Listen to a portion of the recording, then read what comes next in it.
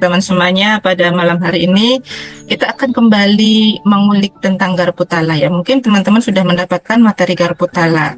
Mungkin punya gambaran kayak gini, Bunda Pita paling nyuruhnya nanti gini-gini. Tidak, malam hari ini saya tidak akan menjelaskan bagaimana Bapak Ibu harus membuka ayat untuk Garputala, tapi saya ingin membawakan sebuah materi Garputala dari sisi yang berbeda, yaitu bagaimana Bapak Ibu semuanya bisa mengambil insight dan selalu mencintai metode Quranic Vibration ini. Sebelumnya, sembahlah salam terbaik saya. Assalamualaikum warahmatullahi wabarakatuh. Waalaikumsalam warahmatullahi wabarakatuh. Ya Bunda yang berbahagia, apa kabarnya pada pagi hari ini?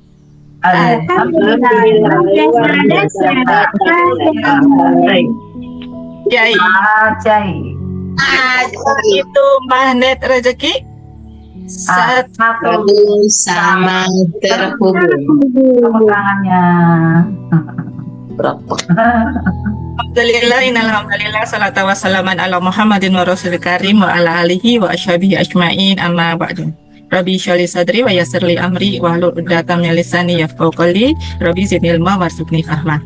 Teman-teman yang berbahagia dan dirahmati Allah, terima kasih sudah awal masuk ya di ruangan privat RFFLOP. Tadi saya izin buka zoomnya agak geser gitu kan, karena ada beberapa urgent yang harus dikerjakan terlebih dahulu, tapi alhamdulillah itu tidak mengurangi semangat dari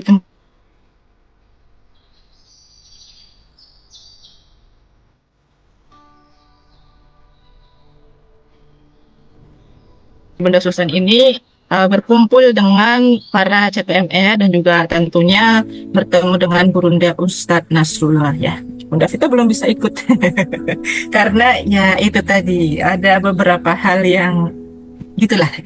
Insya Allah mudah-mudahan tahun depan ya diizinkan Allah ya untuk mengikuti namanya pelatihan menjadi seorang tour leader dan juga agen keajaiban. Bagaimana nanti teman-teman semuanya ini boleh dibuka juga nih buat SBMR dan para WR yang mau mengikuti keagenan menjadi biro travel umroh dari MR. Nah silahkan nanti yang hari Ahad mau ikut boleh, tapi khusus untuk tour leader itu hanya untuk CTMR dan yang sudah ya berkali-kali umroh atau sudah berkali-kali naik haji gitu ya. Khusus untuk tour leadernya itu memang Pak Nas itu tidak sembarang pilih gitu ya.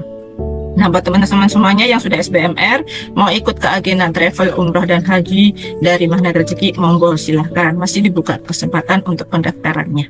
Kalau mau benar-benar ketemu dengan Pak Nas, kemudian belajar bareng dengan Bunda Susan, karena memang ini dibuka untuk SBMR dan para WR gitu ya. Kemudian untuk malam hari ini saya akan membahas kembali flashback ya, mengingat refresh bagaimana sebuah ilmu yang powerful buat teman-teman semuanya yang kadang kita sudah praktekkan, sudah kita dapatkan tapi tidak kita praktekkan ya, karena level galau sudah nol. Kadang juga ilmu Garputala ini perlu kita refresh kembali karena teman-teman lupa bagaimana metode bergarputala. Nah, pada malam hari ini saya tidak akan membahas bagaimana membuka Al-Quran dan menemukan ayat Garputalanya serta ketentuan Garputalanya, tetapi saya akan membahas beautiful story. Nah, cerita-cerita indah mengenai Garputala agar menambah keyakinan sahabat semuanya untuk melakukan lagi dan lagi, mengingat kembali dan kemudian selalu berinteraksi dengan yang namanya Quran gitu. Mencintai Al-Quran ya. Al-Quran itu adalah sebuah kitab yang diturunkan oleh Allah. Tujuannya untuk apa? Menjadi petunjuk ya, petunjuk bagi orang yang beriman, petunjuk bagi orang yang bertakwa. Manakala kita mengakui bahwa kita adalah orang yang beriman, seharusnya kita bisa ya memahami apa yang ada di dalam Al-Quran.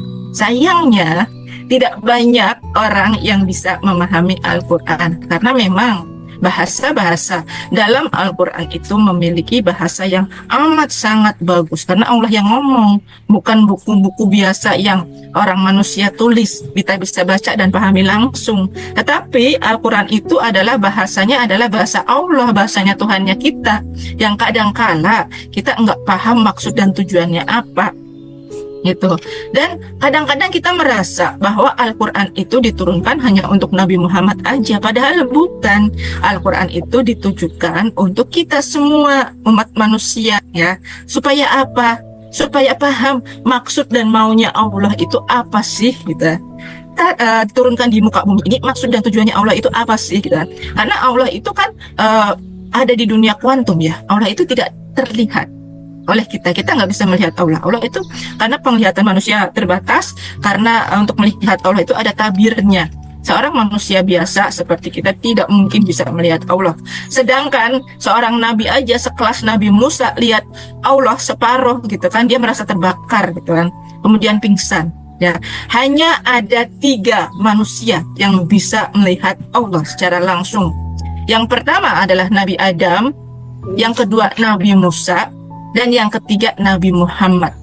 Dan Nabi yang pertama, Nabi Adam, jelas bisa melihat Allah secara langsung karena dia adalah manusia pertama, ya kan? Dia hidupnya di surga.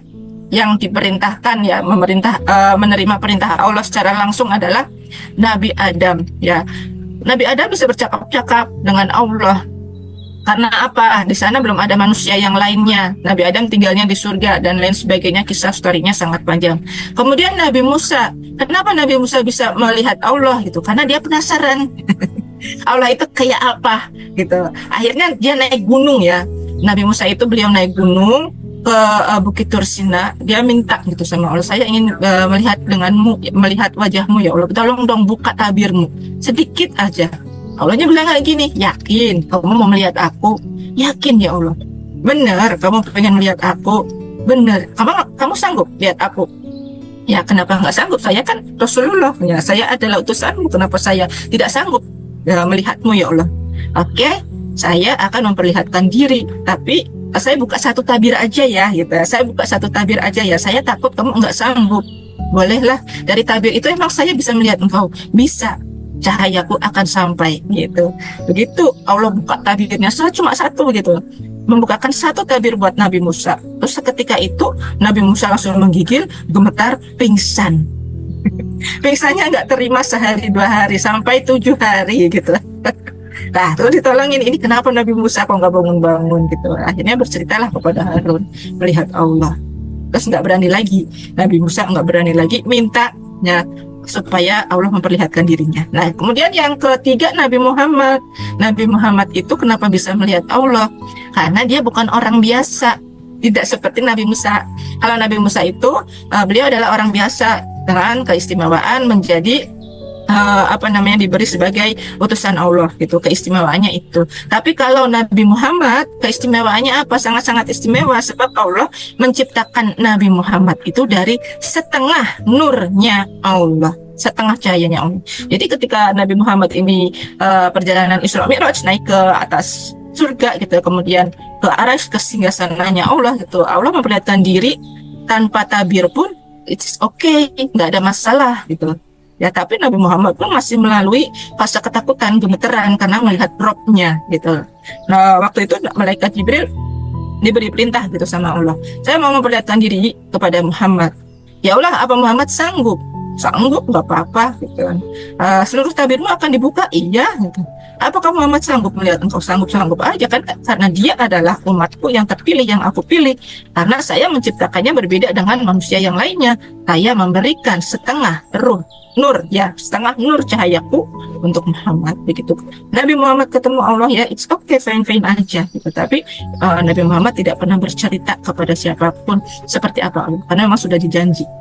Nah, seperti itu ya teman-teman semuanya, flashback gitu. Mengapa kita harus mempelajari Al-Quran? Ya karena memang di sana terdapat petunjuk buat diri kita yang mau kembali ke surga. Ya, kembali ke surga, rumahnya kita yang sebenarnya. Karena di bumi ini, di dunia ini kita cuma numpang sementara sifatnya. Ya enggak? Ada enggak manusia yang abadi? Ada enggak? Enggak ada. Kecuali siapa? Ada loh manusia yang masih abadi. Tapi karena memang diberi tugas ya, karomah oleh Allah, mukjizat oleh Allah, dia abadi belum meninggal sampai sekarang ya. Konon yang abadi itu namanya adalah Nabi Khidir, tapi disembunyikan di suatu tempat oleh Allah kan. Kemudian yang kedua adalah Nabi Isa ya, yang masih diangkat. Bagaimana teman-teman, suara saya jelas di tempatnya teman-teman? Jelas. Alhamdulillah. Jelas sekali. Ya, Ini Oke. Bunda Leo dari Pekalongan yang enggak jelas. Ya, iya. Ya, semoga jelas ya Bunda Leo. Mungkin masih ada mendung karena memang gerimis. Ya, Iya. lanjut Bunda Pita. Ya, jelas banget. Terima kasih. Kemudian tadi saya sampaikan ya, Nabi yang masih hidup sampai sekarang itu Nabi Khidir, kemudian Nabi Isa. Nanti suatu saat mereka berdua akan kembali ke dunia, ya. Untuk apa? Untuk memerangi Dajjal. Ya, seperti itu. Ya, izinkan saya share screen untuk membahas mengenai beautiful story-nya Garputala.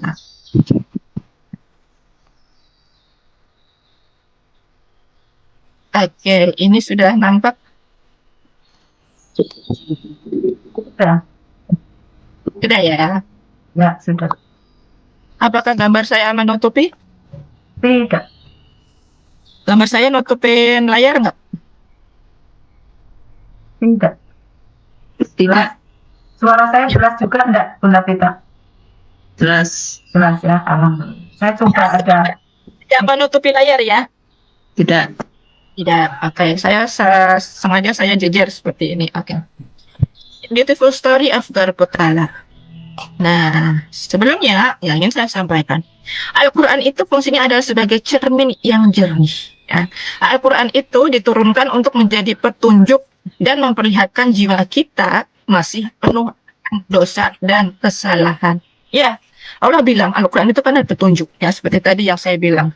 Nah, kenapa kita harus berinteraksi dengan Al-Quran? Karena Al-Quran itu ada cermin dari dalam diri kita. Umpama ya, untuk Garputala, ya misalnya kita sedang Garputala, kemudian mendapatkan ayat, peringatan, dan lain sebagainya. Sebenarnya itu yang dituju adalah titik tidak tepatnya kita di hadapan Allah, bukan titik tidak tepatnya kita dengan persoalan yang ada.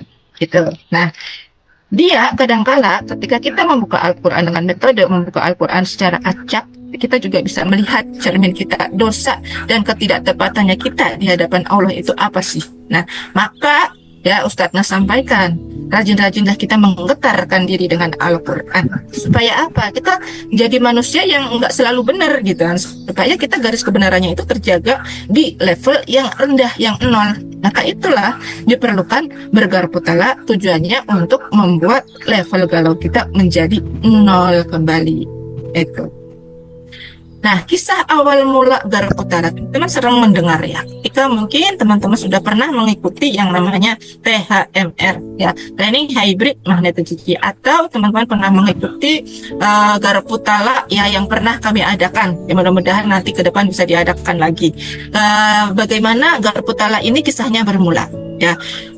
Saat perjalanan Ustadz Nasrullah ini belum merumuskan 10 jurus dasar dari magnet rezeki. Awal mulanya itu. Saat itu Ustadz Nasrullah sudah memulai kegiatan berdakwahnya dengan mengikuti Ustadz Yusuf Mansur, kemudian ada Agim, kemudian Ustadz Almarhum Arifin Ilham, dan lain-lain ya, Pak Ari Ginanjar. Tapi Ustadz Nasrullah ini belum merumuskan sebuah jurus yang namanya Garputala. Nah, tapi ketika beliau ini adalah mepetnya sehingga waktu itu ke Ustadz Yusuf Mansur ya. Nah, pada saat itu ketika masih dalam kondisi minus 21 miliar juga gitu, Ustadz Nasrullah ini kemudian bertemu dengan seorang jamaah yang bernama Ibu Tika ya. Ibu Tika ini dari Solo.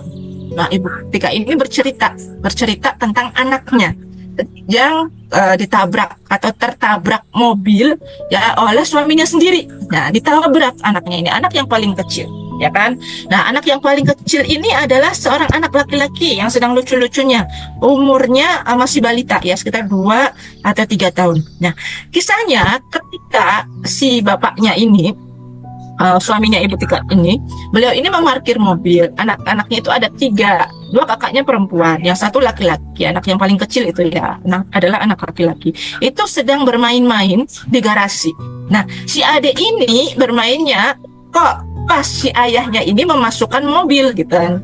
Saat ayahnya mundurkan mobil ke garasi, ternyata si adik ini terduduk. Nah, setelah terduduk, ayahnya nggak lihat ada anaknya duduk di belakang mobilnya itu, gitu kan. Nah, ketika itu juga si ayah mundurin mobil, dia nggak sadar, gitu kan. Nah, kakaknya tuh melihat, ayah berhenti. Bapaknya nggak dengar, gitu kan. Begitu mobilnya mundur, mak jegluk. Nah, berhentinya itu ketika merasa menabrak sesuatu. Siapa yang ditabrak? Ternyata anaknya sendiri gitu kan, masya Allah gitu kan. Saat si dua kakaknya ini bilang lari ke dapur gitu kan, karena melihat adiknya menggelepar-gelepar gitu kan, penuh dengan darah. Ibu cepat keluar, ibu, adik tolong ibu gitu kan. Begitu keluar, nah si ibu ini sudah melihat gitu ada anaknya yang paling kecil itu menggelepar-gelepar penuh dengan darah. Terus suaminya digedor-gedor, turun pak, turun pak, turun pak. Nah, suaminya turun begitu, turun untuk melihat kondisi anaknya penuh bersimbah darah. Luar biasa gitu kan. Ibunya membopong anaknya dengan tangan penuh darah gitu kan, masuk ke dalam mobil. Ayo kita ke RS sekarang gitu kan. Wah, luar biasa gemetarannya ya. Bapaknya juga nyopir sambil gemetaran gitu. Anak-anaknya dibawa semuanya ke RS semuanya. Sampai di situ, sampai di RS, ternyata nyawa dari anak dari Ibu Tika ini tidak tertolong. Ya, meninggal dunia. Udah lemes semuanya, kakaknya lemes, ayahnya lemes, apalagi Ibu Tika. Nah, menyalahkan keadaan. Nah, rasanya gimana kehilangan seorang anak itu? Ya, apalagi anak yang laki-laki satu-satunya, masih lucu-lucunya. Nah, setelah itu Ibu Tika itu serasa tidak bergairah, tidak ingin hidup lagi, gitu kan, putus asa. Nah, tapi di tengah keputusasaan beliau itu kan pernah ngaji ya sama Pak Nas, punya nomornya gitu, karena pada saat itu Pak Nas masih menjadi asistennya Ustadz Yusuf Mansur, nomornya masih bebas gitu, masih bebas dikeluarkan gitu ya, diedarkan di jamaahnya gitu untuk konsultasi. Nah, Ibu Tika ini kemudian telepon gitu, Assalamualaikum Ustadz gitu. Ya Bu, kenapa Bu? Itu udah kenal kan Ustaz. Saya nggak mau hidup lagi Ustaz. Ya Allah Bu, kenapa gitu? Ya Allah Ustaz, cerita gitu. Saya ini habis kehilangan anak saya. Anak saya menggelepar-gelepar, ditabrak sama suami saya ya Ustaz. Saya sudah nggak sanggup lagi ya Ustaz. Saya mau mati aja Bu. Jangan begitu Bu. Saya mau bunuh diri aja Ustaz. Jangan Bu. Ustaz Nasrullah panik gitu kan. Saya harus gimana Ustaz? Saya nggak bisa Ustaz. Anak saya udah nggak ada Ustaz. Bapaknya saya nggak bisa memaafkan suami saya gitu. Dan buat apa lagi saya hidup gitu. Ibu Tikanya sudah putus asa, benar-benar putus asa. Ibu sudah sholat gitu kan. Ustaz Nasrullah jawab pelan-pelan, hati-hati gitu ya. Sudah Ustaz, tapi saya masih galau, saya belum terima keadaan ini. Kenapa anak saya diambil dengan cara seperti ini ya Ustaz, oleh suami saya sendiri gitu. Bu, tenangkan diri Bu, coba Ibu sholat lagi gitu. Terus disuruh sholat lagi, nanti habis sholat Ibu telepon saya ya gitu. Telepon lagi gitu ya, udah sholat. Ustaz, saya udah sholat, hati saya belum tenang ya Ustaz gitu. Bingung gitu Ustaz maksudnya, aduh saya mesti gimana lagi nih buat menenangkan si ibu biar jangan sampai bunuh diri gitu kan. Pertama kali yang dilakukan Ustaz Nasrullah panik juga kan. Ya udah Ustaz, saya nggak bisa tenang Ustaz, saya mending bunuh diri aja. Jangan Ibu, jangan bunuh diri Ibu, pasti ada hikmahnya gitu. Ya udah Bu, ambil air wudhu, Ibu buka Al-Quran secara acak. Pokoknya Bismillah, Ibu tanya ke Allah, gimana sih caranya supaya hati tenang dan supaya Ibu ini mendapatkan jawaban dari Allah. Kenapa anak Ibu diambil oleh Allah? Udah gitu, Ibu lakukan ya Bu. Baik, nanti kalau udah dilakukan, Ibu dapat surat apa? Bilang ke saya ya Bu ya. Ya Ustadz gitu, saya akan telepon lagi. Udah ditutup gitu ya. Ditutup sama Ustadz Nasrullah gitu. Setelah itu kok lama ditunggu-tunggu sama Ustadz Nasrullahnya, lama ditunggu. Kok si ibu ini nggak telepon-telepon lagi ya? Khawatir kan? Aduh, jangan-jangan nanti si ibu jadi bunuh diri gitu. Yang namanya manusia gitu kan, habis kena vibrasi energi yang nggak baik juga otomatis ya Ustadz Nasrullah, meskipun dia seorang Ustadz, tetap pikirannya yang enggak juga gitu. Akhirnya Ustadz Nasrullah yang telepon sama Bu Tika ini, karena lama banget Bu Tika kok nggak telepon, katanya mau ngomong lagi, ngobrol lagi, dapat Al-Quran ayat berapa gitu kan. Tadi telepon nggak diangkat, dicoba sampai siang nggak diangkat. Nah, baru sore harinya gitu, Ustadz Nasrullah panik sebenarnya, tapi beliau berusaha menenangkan diri. Baru sore harinya ditelepon lagi sama Ustadz Nasrullah, diangkat sama Bu Tika. Ustadz gitu, apa Bu, kenapa? Alhamdulillah Ibu masih hidup ya gitu. Ya Ustaz, saya masih hidup. Terima kasih Ustaz, saya sudah diberikan pencerahan atas metode yang Ustaz sampaikan barusan. Karena saya alhamdulillah sudah tenang. Emang Ibu dapat surat apa? Saya dapat surat Al-Kahfi, Ustadz, ayat yang keempat sampai ayat yang ketujuh gitu. Waktu itu belum ada, Ustadz Nasrullah belum merumuskan bahwa tunjuk satu ayat gitu ya. Ini karena awal mula Garbutala, belum merumuskan tunjuk satu ayat. Nah, itu Bu Tika itu nunjuknya ada surat ayat yang keempat, lima, enam, dan tujuh, empat ayat. Nah, di ayat yang keempat itu Allah bilangnya kayak gini, wa yunzirul ladzina qalu tahazallahu walada. Nah, dia Allah menurunkan Al-Quran itu juga dia memberi peringatan kepada orang-orang yang berkata Allah mengangkat anak. Nah, dari kata Allah mengangkat anak ini berarti kan bukan anak angkatnya Allah, bukan, tetapi maksudnya Allah itu ambil anaknya Butika gitu. Nah, surat lanjutannya apa? Nanti saya sharing dulu ya. Ini saya stop dulu, saya mau pindah ke screen yang lain, ayat lanjutannya supaya teman-teman paham.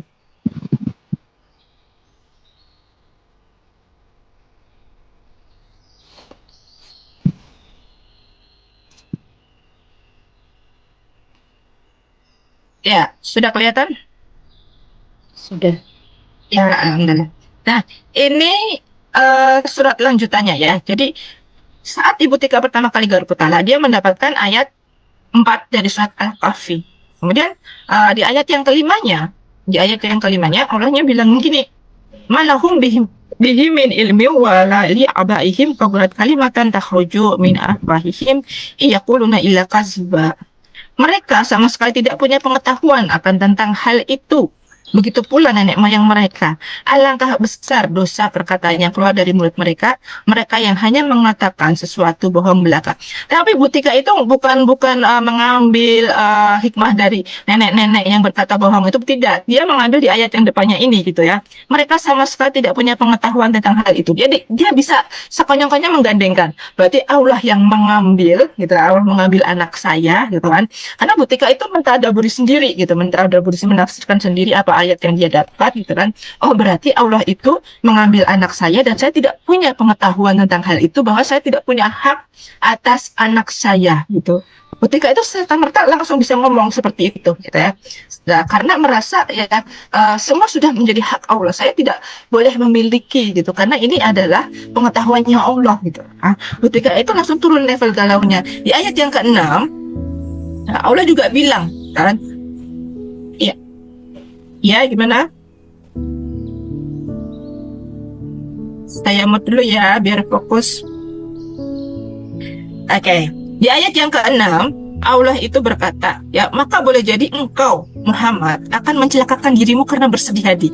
Ini ada kata engkau ya. Di ketentuan Garbutala yang sekarang, kalau ada kata-kata engkau, mereka, kamu ya, kalian, itu berarti menunjuk ke kita, saya gitu, yang sedang bergarbutala. Nah, maka ketika Butika ini ya mendapatkan ayat yang ke-6 ini, maka boleh jadi aku akan mencelakakan diri karena sedang bersedih hati gitu kan.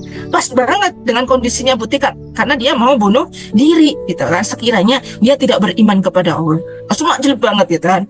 Terus di ayat yang ketujuhnya ya, Butika memahami sesungguhnya kami telah menjadikan apa yang ada di atas bumi sebagai perhiasan baginya, agar kami memuji mereka. Siapakah di antaranya yang lebih baik perbuatannya? Nah, pada saat itu ya Ustadz Nasrullah belum merumuskan apa yang harus dilakukan gitu kan. Ayat sifatnya tuh yang seperti apa belum diambil gitu ya. Nah, saat itu karena Butika menemukannya ayat 4 sampai ayat 7, Ustadz Nas bilang, zikirkan semua supaya hati ibu tenang gitu. Nah, saat itu maka Ustadz Nasrullah langsung berpikir kayak gini, wah ini ajaib ya, ajaib ini, luar biasa ini. Dengan membuka Al-Quran, orang yang mau bunuh diri gitu kan nggak jadi, karena reframe-nya Al-Quran memandang persoalan dari sudut pandang yang berbeda. Inilah ajaibnya Al-Quran, bisa menggetarkan hati manusia dan menolong ya Butika dari kegundahannya hingga nggak jadi bunuh diri gitu ya. Ini adalah kisah awal mulanya dari Garbutala. Nah, kemudian teman-teman yang dirahmati Allah, nah ini ada AI Google dan Garbutala. Kenapa ada AI? Tahu ya AI ya, AI. AI itu adalah artificial intelligence atau kecerdasan buatan ya. Kemudian ada Google. Google adalah mesin pencarian atas segala sesuatu.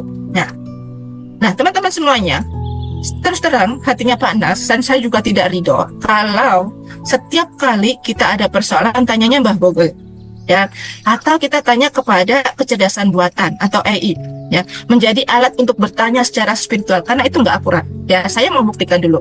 Saya mau membuktikan bahwa AI adalah sebuah alat yang tidak akurat untuk menanyakan persoalan spiritual dari teman-teman. Ya, saya mau buka ChatGPT.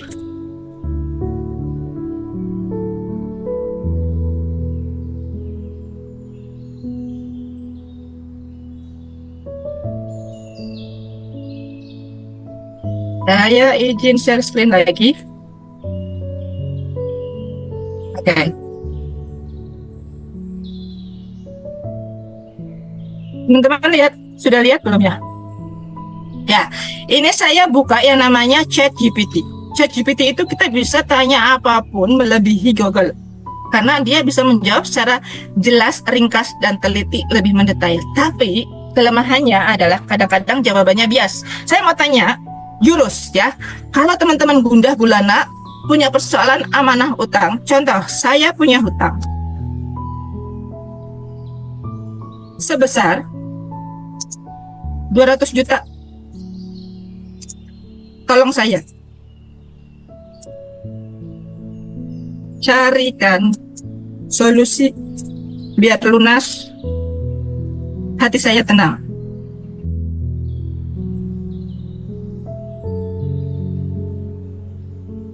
Oke, dia jawab nih ya. Kelihatan nggak? Kelihatan jawabannya dari AI ini, teman-teman? Keren nggak? Ya, bagaimana kelihatan? Nah, lihat nih, ada langkah-langkahnya. Dia sudah membuatkan langkah-langkah dunia. Tuh, lihat ya. Teman-teman bisa lihat ini ya. Nah, dia jawabnya apa? 1. Evaluasi dan prioritaskan keuangan. 2. Cari sumber pendapatan tambahan. 3. Negosiasi dan restrukturisasi utang. 4. Buat rencana pelunasan yang realistis. 5. Hindari menambah utang baru. 6. Mempertimbangkan bantuan profesional. 7. Tingkatkan kedekatan spiritual. Nah, teman-teman, kalau tadi ada 7 langkah yang dibilang oleh kakak AI ini, ChatGPT ya, kira-kira dengan ketujuh jawaban itu hati teman-teman langsung turun nggak level galaunya? Turun nggak? Enggak. Ribet amat, harus Malah tinggi, malah naik. malah semakin tinggi ya, harus restrukturisasi utang. Ya jawabannya ya harus minta negosiasi lagi atau cari utang yang baru gitu kan, bilangnya seperti itu tadi dianya. Tidak, malah semakin bujang kitanya ya. Tapi di poin yang ketujuh dia bilang tingkatkan kesadaran spiritual. Ini bismillah ya, hujan geledak, tapi insya Allah mudah-mudahan jalan terus, amin, lancar, tidak ada kendala apapun. Nah itu tadi jawabannya Mbak AI kurang memuaskan kita. Nah maka ini teman-teman semuanya, metode Garputala itu adalah metode yang paling tepat ketika kita mau melunasi amanah hutang kita atau persoalan apapun, melebihi bertanya kepada Google, melebihi bertanya kepada artificial intelligence dan lain sebagainya. Meskipun kadangkala artificial intelligence kalau menurut saya sih dia bisa membantu menuntaskan persoalan dunia, tapi untuk persoalan ke hati, ketenangan tidak ada yang lebih bagus dan melebihi baiknya Al-Qur'an gitu. Nah, kehati-hatian yang harus kita pahami dengan memahami metode Garputala ini.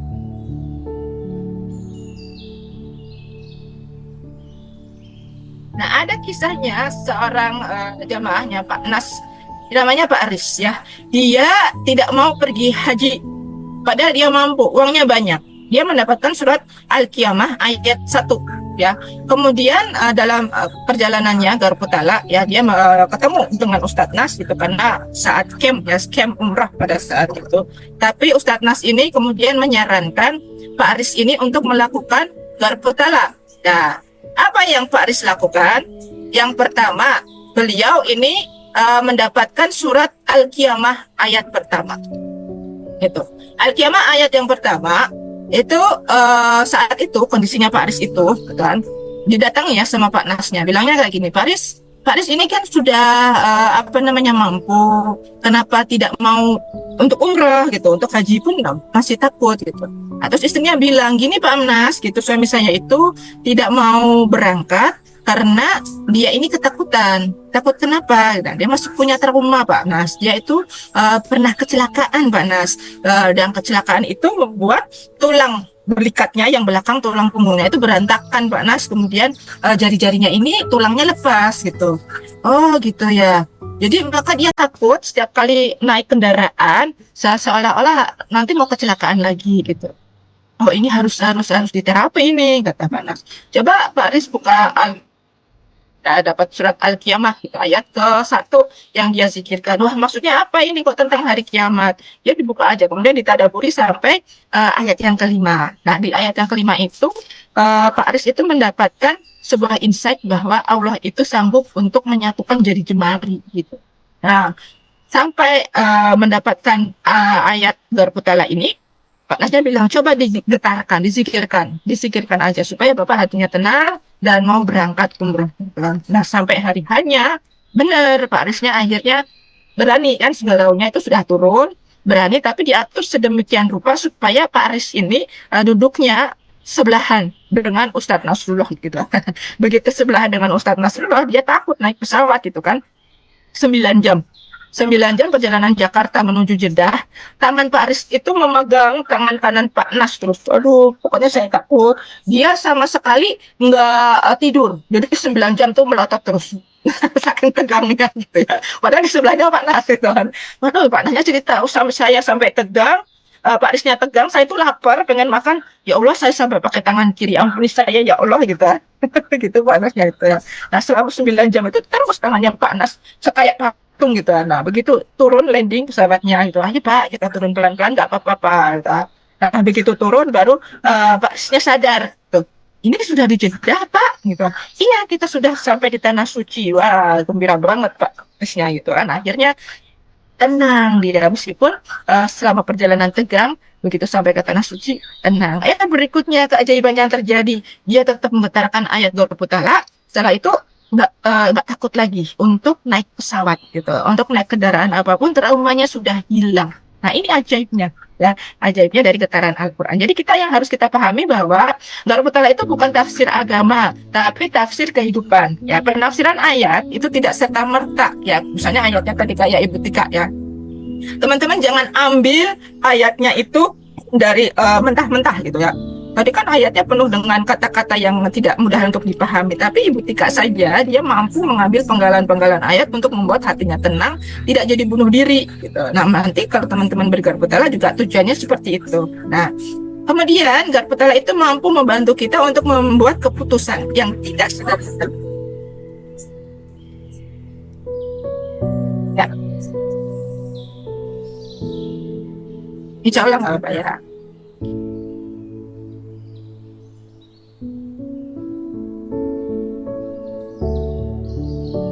Oke, saya lanjut ya teman-teman.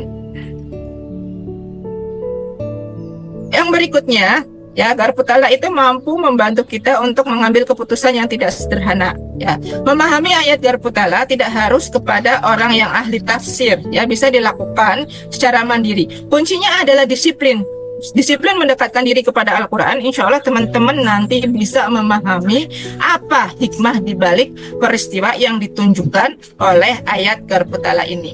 Ya, kemudian yang berikutnya, nah, apa yang dicari dari Garputala? Satu, ketenangan batin. Ya, ketenangan batin adalah kisah dari Ibu Siti yang 13 tahun menikah belum punya anak. Setelah bergarputala, Ibu Siti ini alhamdulillah mendapatkan sebuah ayat yang bisa membuat dia tenang meskipun tidak serta-merta kemudian hadir momongan ke Siti.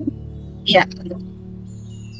Gimana Bunda Susan ayat yang dia dapat saat bergarputala. Nah, kemudian Ibu Siti ini pada akhirnya bisa memiliki seorang anak walaupun anaknya yang didapatkan adalah seorang anak angkat. Tapi sudah ajaib karena dia menemukan anak yang dia mau gitu kan. Ada juga orang yang ini kisahnya dari CTMR lain ya, karena menggetarkan diri dengan Al-Quran di ayat Garpu Talak, beliau mendapatkan momongan hamil setelah 10 tahun menikah belum punya anak.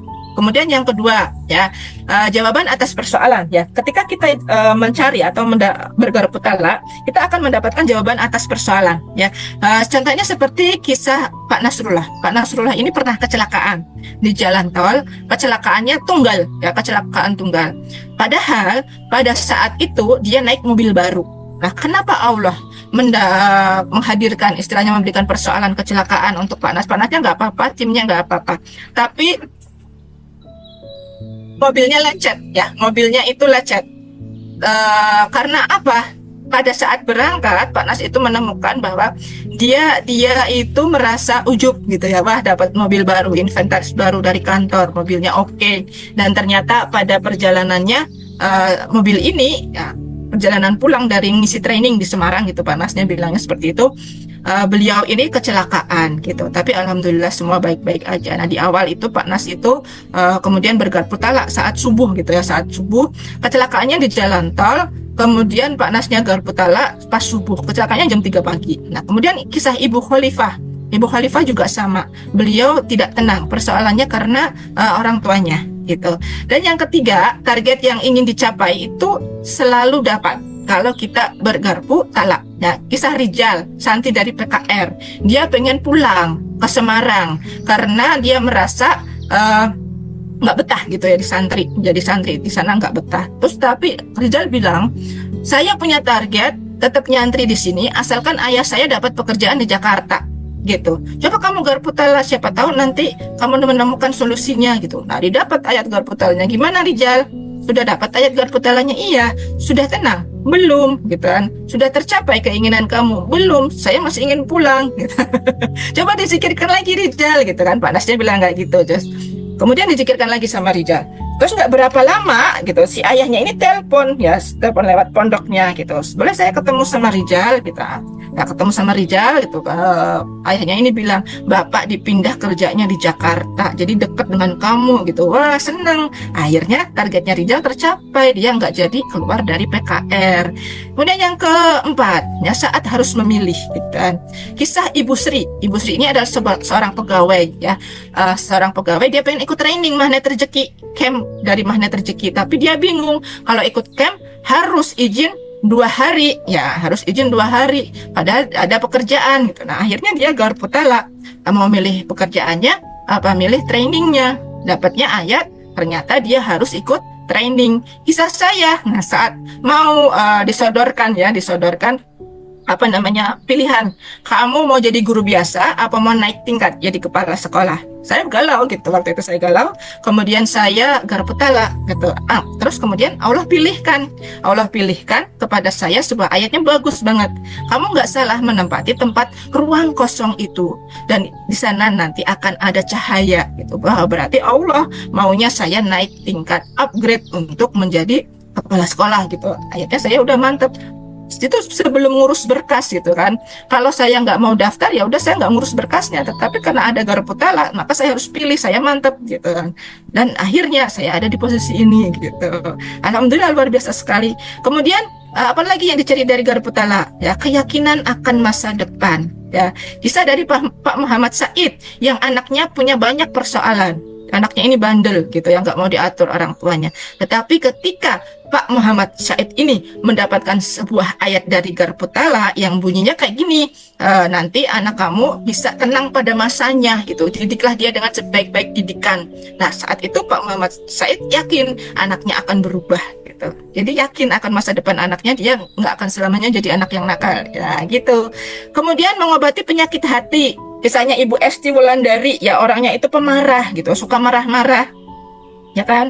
Nah, pemarah ini banyak biasanya ada gangguan gitu, entah jin entah apa gitu. Nah, setelah dengan garpu talak ini ya dizikirkan, Bu Esti ini menjadi orang yang lebih kalem gitu.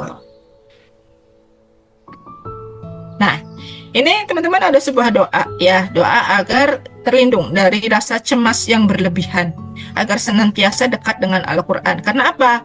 Garpu talak itu tidak bisa serta-merta kita pahami kalau kita nggak mau mendekatkan diri dengan Al-Quran. orang yang tidak dekat dengan Al-Quran, dia nggak bisa paham ayat garpu talak yang didapatkan karena dia tidak mendisiplinkan hati untuk mendekatkan Al-Quran. Nanti bingung dapat surat azab, dia bingung gitu kan. Misalnya kayak gini, Bunda, saya nggak ikut RFFLOP dulu ya. Loh, kenapa? Karena saya garpu talak RFFLOP katanya nggak bagus. Loh, kok bisa gitu? Gitu. Kenapa kalau dari RFFLOP gara-gara garpu talak, saya masih tanda tanya gitu kan. Dia paham nggak cara garpu talaknya? Gitu. Nah, nggak mungkin Allah itu melarang manusia untuk belajar. Apalagi belajarnya kita itu adalah pembelajaran yang mendekatkan diri ke Al-Quran, ke Allah gitu. Nah, itu yang harus kita, ya tanda kutip gitu.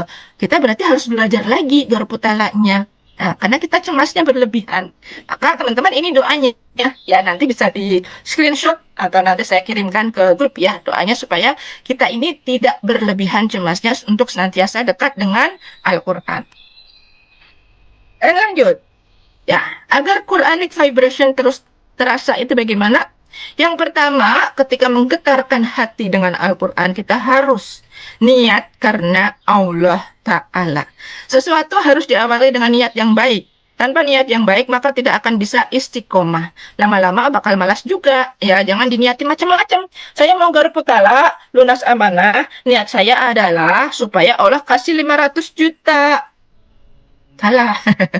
Ya, nggak boleh niatnya langsung minta Allah duit gitu. Tapi niatkan tulus karena Allah. Pokoknya saya niat, ya Allah, garpu talak supaya engkau menolongku. Terserah engkau deh, saya mau diapain. Pokoknya mau dijawab apapun. Pokoknya nanti saya siap untuk turun garis kebenaran dan menjadikan bahwa garpu talak ini adalah cermin ajaib saya gitu. Nah, itu niat yang tulus karena Allah. Jangan macam-macam dulu gitu kan. Jangan akhirnya, wah ayatnya nggak pas nih. Saya minta ayat lunas amanah, kenapa dikasih ayat peringatan? Saya minta ayat buat suami saya supaya setia, kenapa saya dikasih ayat kisah gitu. Jangan seperti itu ya. Kan ketentuan garpu talak ada 19 ya. Nah, kita tidak membahas itu malam ini.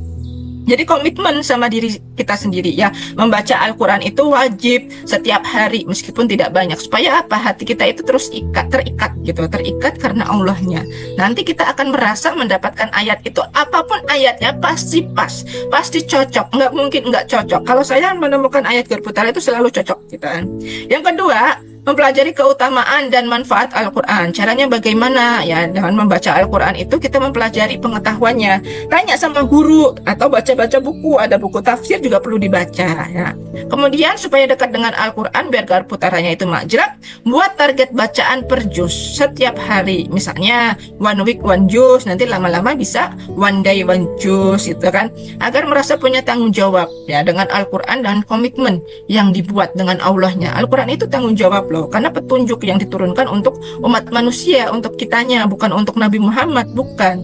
Karena Al-Quran itu petunjuk bagi seluruh umat yang beriman dan bertakwa. Kalau nggak mau beriman dan bertakwa pun sebenarnya sudah jelas di Al-Quran ngomongnya Allahnya kita.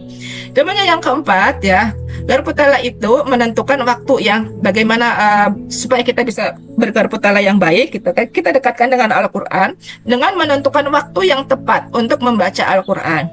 Misalnya teman-teman yang pegawai ya, waktunya kan berbeda-beda. Baca Al-Quran setelah sholat fardu, kemudian waktu-waktu yang mustajab ya, antara asyar menuju maghrib, kemudian setelah maghrib, terus setelah subuh gitu kan. Nah, kalau yang sibuk bekerja, misalnya baca Al-Qurannya Bun, kalau antara asar sampai maghrib saya perjalanan pulang, maka bacanya setelah isya. Itu pokoknya pintar-pintar kita mengatur waktu. Kemudian bergabung dengan komunitas pembaca Al-Quran. Misalnya apa? Di komunitas, kalau teman-teman punya komunitas Odoj ya, kalaupun tidak punya komunitas Odoj, di RFFLOP sebenarnya kita sudah diingatkan terus itu setiap hari sama Bunda Susan gitu, supaya teman-teman itu ngaji. Meskipun bacanya hanya satu ayat, kemudian satu surat, itu dibiasakan. Nah, ketika teman-teman disiplin untuk membaca Al-Quran, ketika ada persoalan, kemudian tanya pakai metode garpu talak, pasti teman-teman paham. Gitu ya, pasti teman-teman paham. Kalaupun belum paham, bisa meyakinkan diri, nanya Bunda Susan, Bun, ini benar dapat ayatnya gini, berarti saya harus gini. Nah, dijawab tuh sama Bunda Susan, dijawab sama saya, oke, itu sudah benar Bun, silahkan disikirkan. Gitu ya, mengecek apa yang saya garputelakan itu udah pas apa belum, boleh tanya ke guru gitu. Tadi kan sudah dijelaskan ya, boleh tanya ke guru. Nah, gitu ya teman-teman semuanya, supaya hati kita ini tetap istiqomah, tetap menjadi orang yang baik gitu ya. Alhamdulillah, materi kita tentang cerita Garputala sudah selesai, dan selanjutnya kita akan melakukan riyadoh privat RFF LOP dengan membaca surat Al-Waqiah bersama Bunda Susan, dan nanti kita akan dibimbing bersama-sama bagaimana cara meng-LOP-kan supaya keajaiban-keajaiban itu mudah mewujud nyata untuk kita semuanya. Saya izin ya, agak gelap di sini karena alhamdulillah hujan petir, mati lampu. Keren banget. Tapi alhamdulillah saya tadi sempat wow keren ini. Mudah-mudahan sinyalnya nggak kenapa-kenapa dan alhamdulillah terkabul. Materi sesi saya sudah selesai. Saya kembalikan ke Bunda Susan.